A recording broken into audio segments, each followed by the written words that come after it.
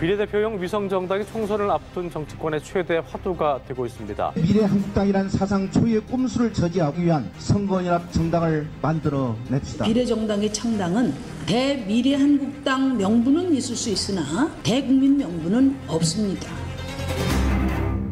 자, 오랜만에 정치 인터뷰로 시작합니다. 여러분 잊지 않으셨죠? 이번 총선에 도입된 새로운 선거제도는 연동형 비례대표제고요. 취지는 각 당의 투표율에 걸맞게, 그러니까 지지율에 걸맞게 의석수를 주자는 겁니다. 그래서 당 득표율, 지지율은 높은데 지역구 선거에서 그만큼 당선자를 못 내는 작은 정당에는 비례 의석으로 그 부족분을 메워주자, 채워주자 이런 뜻이었죠. 이렇게 되면 반대로 지역구에 당선자를 많이 내는 거대 정당은 비례 의석에 이제 손해를 보는 이런 구조입니다. 그러자 자유한국당은 난 그 제도 반대한다 하면서 미래한국당이라는 비례 전용 위성 정당을 만들어서 선거 후에 합치기로 했습니다. 한석도 손해 볼 일이 없죠. 이렇게 되자 진보 성향 시민단체들이 나섰습니다. 현실적으로 가만히 있으면 안 된다. 진보 시민단체들이 나서서 비례 위성 정당을 만들 테니까 거기에 진보 진영 당들은 다 참여해라. 그러면 선거 끝나고 당선자들을 다시 그 당으로 돌려보내겠다. 이런 제안입니다. 민주당은 아직 최종 결론 못 내렸습니다만 참여를 하자는 쪽의 의견이 더 높은 걸로 알려졌고요. 정의당은 어떤 생각일까요? 정의당 대표를 지낸 이정미 의원 오늘 스튜디오에 모셨습니다. 어서 오십시오. 네, 안녕하세요. 자, 단도직입적으로 여쭙겠습니다. 시민단체들이 제안한 이 비례연합정당 어떻게 생각하십니까? 지금 시민사회에서 미래통합당에게 제1당의 지위를 내주는 것이 아니냐는 위기의식, 그리고 이후에 전국 주도권을 빼앗기게 되는 것이 아니냐는 걱정, 이런 것들로 이제 그런 논의가 시작되었고, 그런 심정에 대해서는 충분히 이해를 합니다. 하지만 정의당의 입장에서는 비례용 위성정당은 할 수도 없는 일이고 해서도 안 되는 일이다. 이렇게 보고 있습니다. 할 수도 없고 해서도 안 된다? 네.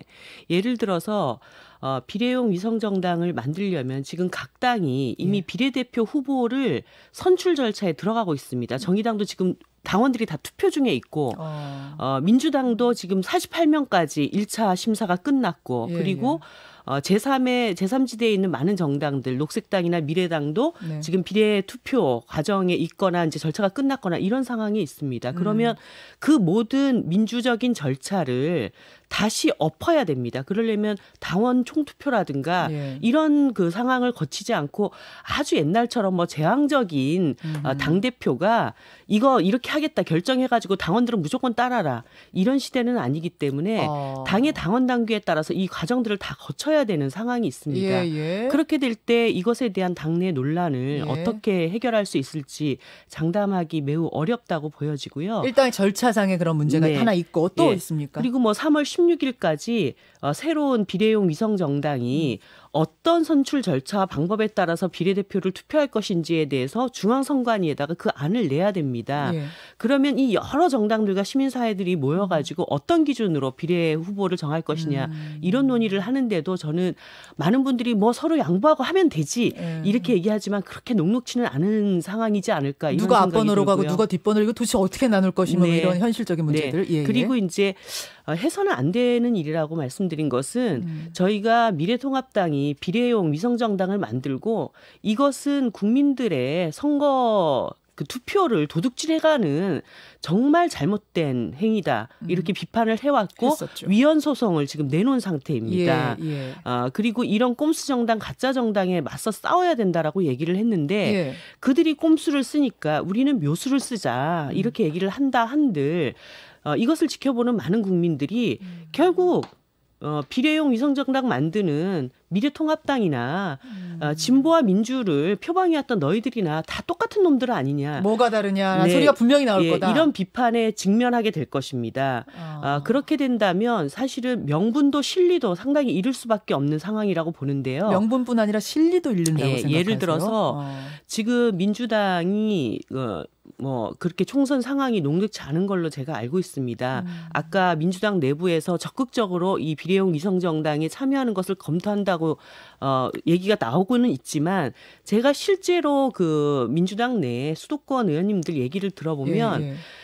지금 초접전의 어떤 상황에서 싸움들을 하고 계시단 말이죠. 수도권 그렇죠. 예, 그리고 중도의 민심을 이쪽으로 땡겨 와야지 승산을 볼 수가 있는데 1~2% 싸움이잖아요. 네, 수도권은. 그렇습니다. 예. 그런데 예를 들어서 이 상황을 지켜보고 있는 중도층의 민심이 저 다 똑같은 거 아니냐 이러면서 민주당에게도 등을 돌리게 된다면 저는 뭐 비례 의석 몇 석을 가지려고 하다가 예. 민주당이 수도권에서 여러 가지 곤란한 상황에 직면하게 될 수도 있다. 그런 점에서 의석은 의석수대로 뭐 비례 몇 석 가지고 지역구 예. 빼앗기고 예. 그리고 명분도 잃게 되는 이런 일보다 조금 더 다른 방향에서 이 위기를 어떻게 극복해 나갈 것인지에 대한 논의가 필요하지 않은가 이런 생각이 듭니다. 사실은 이제 이 비례 연합정당 얘기가 나오면서 이걸 해야 된다라고 하시는 분들의 가장 큰 이유가 실리였거든요. 아니, 대의 명분만 잡고 있다가 제1당을 저 미래통합당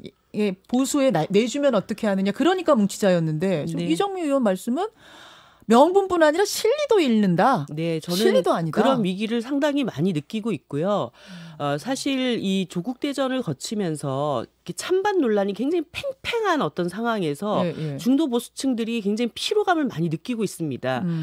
중도층들이 이제 그렇죠. 피로감을 굉장히 많이 느끼고 있고 최근에는 그 코로나 사태 때문에 예. 사실은 지금 비례 위성 정당으로 논란이 굉장히 되고 있는 것처럼 정치권은 느끼지만. 예. 거리에 나가보면 이번 총선은 거의 코로나 총선이라고 얘기할 수 있는 그런 민심의 변화들이 있거든요. 그럴 때 오히려 집권정당이 이 코로나 민생 대응, 지금 방역 대책은 꽤나 잘 해나가고 있다고 저는 보고 있습니다. 예. 하지만 이게 거의 재난 수준에서 사람들이 곤란을 겪고 있는 네. 수준이고 특히 이제 마스크 대란 같은 부분은 예. 굉장히 불만이 많이 많죠. 지금 올라오고 있는 상황이거든요. 그럴 때 이런 그 마스크 문제에 대해서 공적 시스템을 어떻게 더 강화하고 예. 민생 문제에 대해서 철저하게 지금 뭐 11조 추경안을 내놓고는 있지만 저희들이 내부적으로 살펴보면 이번 추경에서 문제를 해결해 주기를 원하는 민심과는 맞지 않는 부분들이 너무나 많이 있습니다. 그 정도로 좀 민심이 안 좋은 상황에서 네. 이것마저 이렇게 하면 안 된다는 지금 네, 그 그렇습니다. 입장이신 거예요. 네. 그렇다면 그 중도가 그 명분으로 내놓는 그 부분을 이해하지 못할 거라고 하면 그럼 이건 어떻겠느냐라는 얘기가 나와요. 뭐냐면 민주당이 비례용 이 빅텐트, 비례용 빅텐트란 말이 맞죠. 그러니까 비례 연합정당에 참여는 하되 후보를 안 내거나 혹은 후보를 내더라도 당선 가능성이 희박한 후순위로 내면 그러면 이 진정성이 반영되지 않겠느냐. 즉 보수통합당이 제1야당 하는 것만 막겠다라는 우리 당 실리취하라는 거 아니라는 요 진정성만 보여주면 되지 않겠느냐라는 것에 대해서는 저는 이제 그런 진정성이 있다 하더라도 이 과정이 예를 들면 한 정당 안에 다 이제 들어와요. 그리고 일정하게 예. 지금 벌써 비례 위성 정당이 미래한국당도 있고 또 안철수 신당도 우리는 비례정당으로 가겠다라고 되어 있고 지역구 후보 또 안 낸다. 이런 정당을 만들어서 상위 순번까지 올리려면 일정하게 민주당 의원 꺼주기 해야 되고 이런 과정들을 또 밟아야 됩니다. 그리고 선거가 끝나고 나면은 각자 모여서 만들어진 비례 후보들을 예. 각 당으로 다시 돌려보내야 되죠. 예. 그러려면 어떻게 해야 됩니까? 그 비례 후보들 다 그 당에서 제명해야죠. 잘라야 됩니다. 그러니까 이러한 변칙들을 당을 만드는 과정에서부터 그것을 해산시키는 과정까지 계속 밟아 나가야 되는 이런 변칙이 또 변칙을 낳고 또 변칙을 낳고 할 것이다. 네네. 그래서 아까 말씀하셨던 그런 진정성과 진정성들이 모여서 미래통합당의 의석수를 예. 최소화시키면서 예. 굳이 하나의 어떤 빅텐트가 아니라 하더라도 어허. 민주개혁 진영의 전체적인 파일을 어떻게 늘려나갈 것인가에 대한 이런 고민들을 지금부터 해나가는 것이 옳지 않은가. 이정미 의원 생각은 확고하시네요. 근데 사실은 윤소아 원내대표나 김종대 의원 같은 경우는 물론 그분들도 원칙상은 반대지만 그래도 뭐 진정성을 보인다면 검토해볼 수도 있지 않는가라는 뉘앙스로 말씀하시던데.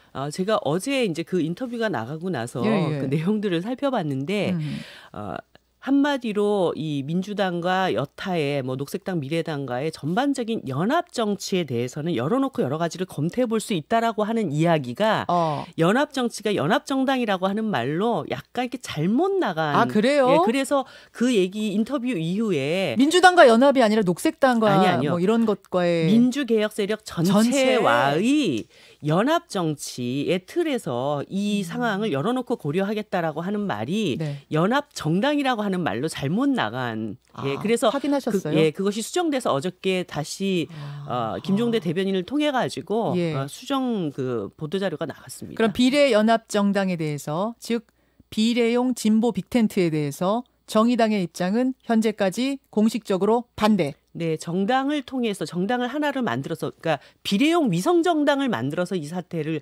대응하자라고 하는 것은 잘못된 방법으로 극복하자라는 것이고 이렇게 돼서는 자기 발에 자기가 걸려 넘어질 수도 있다라는 걱정이 듭니다. 그러다가 미래통합당이 이제 비례용 위성 정당까지 만든 상태이기 때문에 합쳐가지고 제1당 되면 그래도 그럼 어쩔 수 없다? 예를 들어서 지금 이러한 꼼수에 대응해 나가기 위한 제반의 민주개혁 진영들이 네. 저는 뭐 방법을 여러 가지 모색해 볼 수 있다고 생각을 합니다. 다른 예를 방법? 들어서 예. 저는 최재성 의원이 그저께 이제 기자회견을 했고 이 과정에서 사실은 이제 민주당에게 연동형 비례대표 제도로 가는 30석 안에 투표하는 것은 거의 이제 사표가 되는 상황에 놓여 있지 않습니까?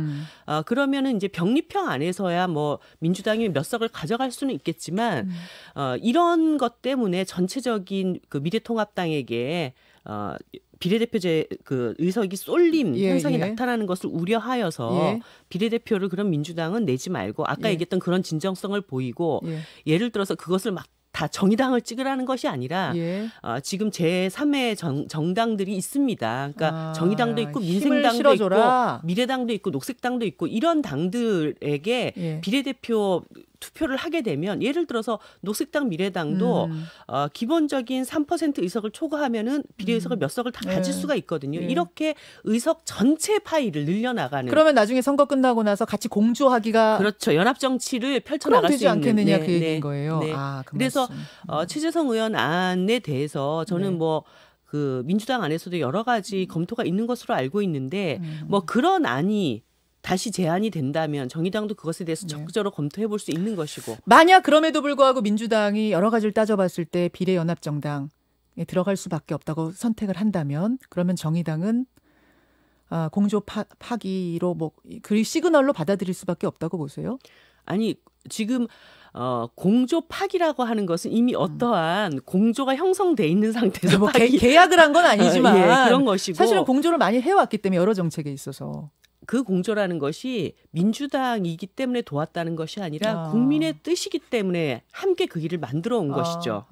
국민의 뜻에 부합되는 일을 함께 해온 것이죠. 촛불 민심에 부합되는 그런 것으로 이해를 해주시면 좋을 것 같습니다. 일각에서는 이제 그렇게 될 경우에는 정의당이 수도권 후보들 아까 말씀하셨듯이 1, 2% 싸움하는 그 수도권에서 수도권 후보들 끝까지 완주시키는 걸 더 확고히 할 것이다. 라는 이야기. 그래서 결국은 민주당이 어려워질 것이다. 뭐 이런 얘기도 막 나오고 그러더라고요. 근데 그 얘기도 사실 정의당이라는 한 공당에게 맞지 않는 이야기는 후보가 출마하면 유권자의 선택을 받기 위해서 나가는 것입니다. 그러니까 내가 중도에 사퇴하기 위해서 후보 출마하는 경우는 없는 것입니다. 물론 그러다가도 선거가 막 진행되고 마지막쯤이 되면 같이 뭐 선거 연대처럼 이렇게 표를 몰아주고 뭐 후보 통일하고 뭐 사퇴하고 이러는 경우들은 많이 있었잖아요. 그러니까 그것이 대의에 부합되고 국민의 민심에 부합되는 어떤 방향들이 형성이 될 때 그런 가능성은 다 열어놓고 있는 것이지만 정의당 후보는 당연히 죽어야 되는 후보이기 때문에 이번에 그 비례 위성정당에 참여하지 않으면 우리는 끝까지 간다. 이거는 앞뒤가 기분 나쁘다 한마디로 순서가 잘못된 얘기입니다. 그런 평론, 그런 전망들은 좀 자제해달라. 공당에 맞지 않는 이야기다. 어차피 우리는 완주할 것이다. 이 말씀. 완주하는 것이고 아까 얘기했듯이 이 비례 위성정당에 대응하기 위한 연합 정치의 가능성은 폭을 열어두고 예를 들어서 민주개혁 세력의 파이를 최대화하기 위해서 비례 투표와 지역구 선거에 대한 전체적인 연합정치의 논의의 틀이 만들어진다면 알겠습니다. 그 안에서 논의할 수 있다. 30초 남았는데요. 이정미 대표님, 전 대표님, 그 박근혜 전 대통령 옥중 편지. 네. 요거에 대해서 입장 30초. 박근혜 전 대통령은 예. 지도자가 아닙니다. 범죄자입니다. 그 사실을 국민들이 잊지 말고 그 메시지를 받아들였으면 합니다. 많은 뜻이 담겨 있네요. 여기까지 듣겠습니다. 이정미 의원님 고맙습니다. 네, 감사합니다. 김현정의 뉴스쇼는 청취자 여러분의 참여로 이루어집니다. 트위터, 페이스북, 레인보우 게시판, 그리고 단문 50원, 장문 100원의 유료 문자 샵 1212, 우물정 1212 통해 참여하실 수 있습니다. 김현정의 뉴스쇼, 여러분과 함께 만듭니다.